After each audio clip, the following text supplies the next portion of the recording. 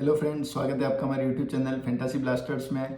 तो आज की इस वीडियो में मैं आपको बताऊंगा कि मेरा जो सब इंस्पेक्टर का इंटरव्यू था उसमें किस प्रकार से मेरा परफॉर्मेंस रहा, मुझसे क्या क्या क्वेश्चन पूछे गए और क्या प्रोसेस रही पूरी, तो उसके बारे में आज हम डिस्कस करेंगे। तो चलिए शुरू करते हैं। तो जैसा कि आप सभी को पता है, हमारा जो sub inspector Rajasthan sub inspector का जो इंटरव्यू होता है वो RPSC अजमेर में होता है, जिसकी पिक आप इधर ऊपर साइड में देख सकते हैं। तो मेरा इंटरव्यू है वो 13 तारीख को था, 13 फरवरी को। तो सबसे पहले वहाँ पर जो एंट्री हुई RPSC में वो लगभग 9 साढ़े 9 बजे स्टार्ट हो गई थी। तो जैसे हमारी वहाँ से एंट्री हुई उसके बाद हमें अंदर डॉक्यूमेंट वेरिफिकेशन के लिए बिठाया गया। तो वहाँ पे आपके डॉक्यूमेंट चेक होते हैं। और ये जो इंटरव्यू है ये 2 स्लॉट में चलते हैं। पहला इंटरव्यू लगभग 9 बजे से लेके 1 बजे तक और दूसरा शाम वाला 2 से 5 बजे तक लगभग। तो मेरा मॉर्निंग शिफ्ट में था। 20 से 22 जने हमारा जो डॉक्यूमेंट वेरिफिकेशन हुआ, हम 22 जनों का। और उसमें डॉक्यूमेंट वेरिफिकेशन में मुझसे तो केवल जैसे अपने 10th 12th की मार्कशीट, उसके अलावा आपने ग्रेजुएशन की first year second year third year की मार्कशीट, ग्रेजुएशन की डिग्री और आपने पोस्ट ग्रेजुएशन कर रखी तो उसकी डिग्री, और उसके अलावा आपके जो जाति प्रमाण पत्र, EWS, RICIT, तो जितने भी डॉक्यूमेंट है ये तो आपने फॉर्म में देख लिए होंगे। तो इन सब की रिक्वायर्ड है और साथ ही साथ इन सब की फ़ोटोकॉपी भी। हालांकि उन्होंने ओरिजिनल डॉक्यूमेंट में केवल जो अपनी मार्कशीट थी उसके परसेंटेज देखे और एक स्लिप पे लिख दिए और वही स्लिप आगे बोर्ड मेंबर के पास जाती है। और उसके अलावा उन्होंने मुझसे फ़ोटोकॉपी नहीं ली किसी भी चीज़ की।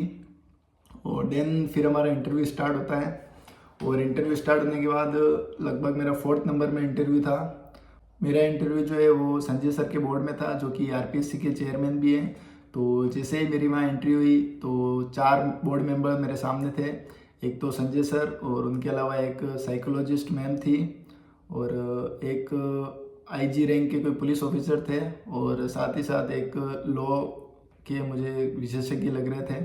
तो मेरा इंटरव्यू स्टार्ट हुआ। तो जैसे ही मैं वहाँ बैठा तो संजय सर का पहला क्वेश्चन मुझसे यही था कि आपने MCOM कर रखी है, तो अभी हाल ही में सेंट्रल का जो बजट आया है सेंट्रल गवर्नमेंट का, तो उसमें रेलवे के लिए क्या क्या प्रावधान किए गए हैं, इससे रिलेटेड ये क्वेश्चन था। और फिर वो बजट पे थोड़ी चर्चा हुई कि बजट क्यों लाया जाता है, कौन से आर्टिकल में इसका उल्लेख है। तो मैंने बताया कि सर बजट का उल्लेख तो नहीं है, लेकिन वार्षिक वित्तीय विवरण का जो है वो आर्टिकल 112 में इसका उल्लेख है।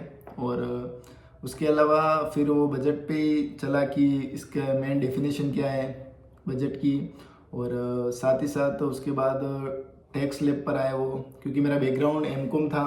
तो उन्होंने टैक्स रिलेटेड पूछा कि अभी हाल ही में टैक्स स्लैब जो नई आई है उसमें क्या क्या प्रावधान है और पुरानी जो टैक्स स्लैब है वो किस तरीके से बेटर है या नई वाली कैसे बेटर है। तो उसके बारे में मैंने थोड़ा बताया। और उसके अलावा कुछ और क्वेश्चन थे, जैसे कि बजट का मैंने आपको बता ही दिया कि फर्स्ट बजट कब आया था ऐसा। और उसके बाद उन्हें फिर मेरे बैकग्राउंड कॉमर्स है, तो उन्होंने अगला क्वेश्चन यही किया कि कॉमर्स का यूज़ आप पुलिस में कैसे करेंगे और मीन्स इसका क्या योगदान आप कर सकते हैं।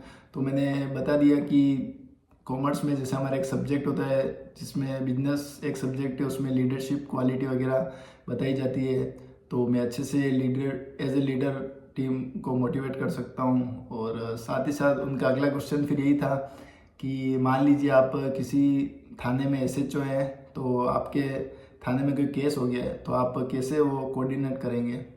तो उसके बाद मैंने थोड़ा उनको और बता दिया कि सब मिलके एक मीटिंग करेंगे और किस तरीके से क्या प्रोसेस होगी वो सब डिस्कस करेंगे।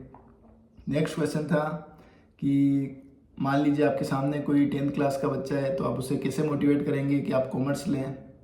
तो इसमें भी आपके अकॉर्डिंग बता सकते हैं। और फिर एक लीडरशिप जो पॉइंट था उसको लेके मैम ने भी एक क्वेश्चन पूछा कि लीडरशिप कितने टाइप की होती है। हालांकि मैं एग्जैक्ट बता नहीं पाया था क्योंकि पढ़े हुए काफ़ी टाइम हो गया था। देन उसके बाद मेरा बैकग्राउंड जैसे कि कॉमर्स ही है, तो उन्होंने एक क्वेश्चन ये भी किया कि आपने CA क्यों नहीं किया अगर आप कॉमर्स लिया। तो फिर उसके बाद मैंने बता ही दिया कि मेरा जो मेन मोटिव है वो गवर्नमेंट जॉब की तरफ ही था, इसलिए मैंने CA नहीं की थी। देन नेक्स्ट क्वेश्चन था मेरा कि आप अगर गवर्नमेंट जॉब चाहते हैं तो प्राइवेट जॉब में क्या मतलब तकलीफ है, आप दोनों में क्या डिफरेंस देखते हैं। तो मैंने फर्स्ट ही यही बताया कि सर गवर्नमेंट जॉब है, उसमें जॉब सिक्योरिटी है। और फिर देन उनका नेक्स्ट क्वेश्चन ये था कि प्राइवेट जॉब में जॉब सिक्योरिटी नहीं होती है क्या। तो उसके बाद मैंने बताया कि सर जॉब सिक्योरिटी प्राइवेट में इसलिए नहीं है क्योंकि कोरोना टाइम जो अभी आया था उसमें भी कितने ऐसे प्राइवेट सेक्टर थे जिनमें लोगों को अपनी जॉब यहाँ पे गंवानी पड़ी थी। देन उन्होंने ये कुछ ऐसे क्वेश्चन किए कि इंडिया में ज़्यादातर गवर्नमेंट जॉब वाले हैं या प्राइवेट जॉब वाले हैं, कुछ इस तरीके से क्वेश्चन चले थे।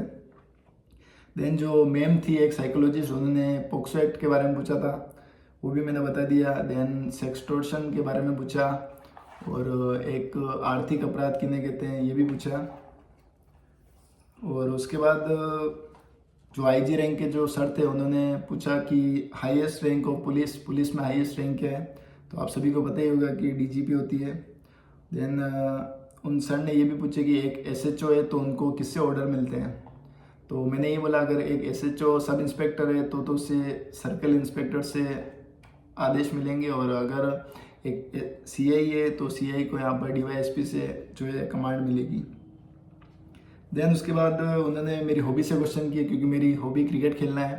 देन जैसे कि 13 तारीख को इंटरव्यू था तो उससे पहले इंडिया वुमेन्स का जो मैच था उससे रिलेटेड उन्होंने पूछा कि जो पाकिस्तान और इंडिया वुमेन्स का मैच है उसमें कैप्टन कौन थी इंडिया की तरफ से।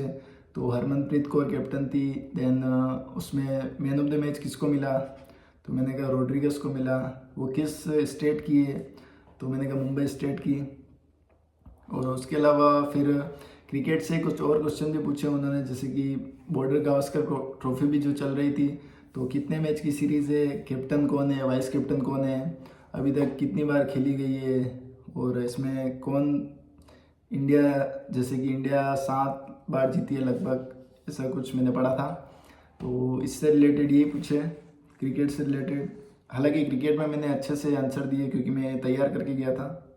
तो इस तरीके से मेरा इंटरव्यू जो है लगभग एवरेज रहा, क्योंकि हालांकि उन्होंने मुझे बजट में काफ़ी फंसाने की कोशिश की थी। मैंने एमकॉम कर रखी थी और मेन बात ये रही कि मुझे मेरे डिस्ट्रिक्ट के रिलेटेड एक भी क्वेश्चन नहीं किया गया, और लाइक जैसे मेरी कमियां या मेरी स्ट्रेंथ क्या क्या है उनसे रिलेटेड भी कुछ नहीं पूछा गया।